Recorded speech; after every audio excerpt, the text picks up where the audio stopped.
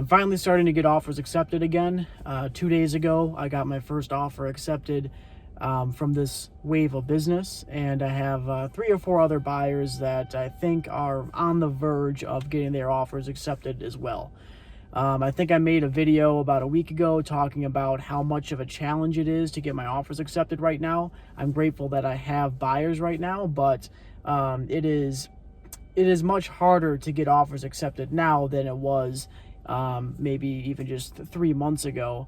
November to January, it was all about offering the correct amount of money, more than everybody else. But now everybody is offering a lot of money over asking price, to the point where pretty much every offer is going to be over the appraisal value.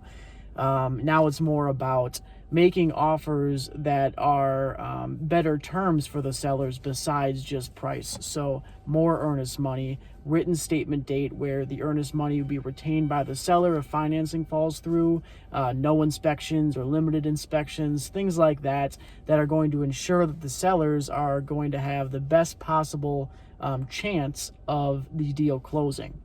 Now, with that being said, I do have a lot of buyers that don't have a lot of cash. So the biggest thing right now is a cash guarantee to cover a shortfall in the appraisal. None of my buyers can do that, and none of them are willing to do that.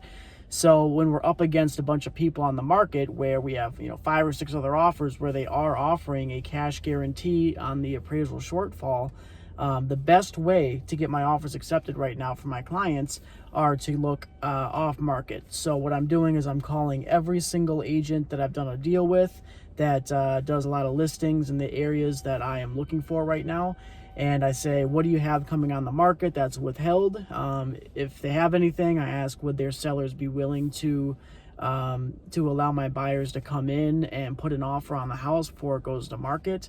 And, it might seem like there's not going to be a seller out there that would rather just accept an offer without going to market because of, how many offers they are guaranteed to get, basically. But I always advise my buyers that when I'm showing them off-market opportunities like that, it's not so that way they can get a cheaper house. It's just so they can continue to write strong offers like they always have, except now they have a much higher chance of getting their offer accepted. All my buyers are offering very good amounts over asking price. It's just all this other stuff that maybe they can't really match what other buyers are doing. If I have a good relationship with the agent, they can let their sellers know that at least they know that my buyers are solid, my lenders are solid, and the agent on the other side, me, is a professional person to work with, and the deal's going to go well. And a lot of times, sellers can be just as anxious about the process of doing showings as the buyers are. In this particular case, the sellers were going to have to go stay in a hotel for a couple of days while they basically opened up their house for 2 straight days of showings. And in this case, we offered $20,000 over asking price, good terms, and now they didn't have to open up their house for showings. So worked out for everybody. It made me look like a superhero because I gave them an awesome opportunity for a house that they loved. It made the seller's agent look like a superhero because they didn't have to do any showings and they still got $20,000 over asking price. So it worked out for everybody. In addition to that, just, keep trying and keep your buyers motivated, and that's what's going to get people through this right now.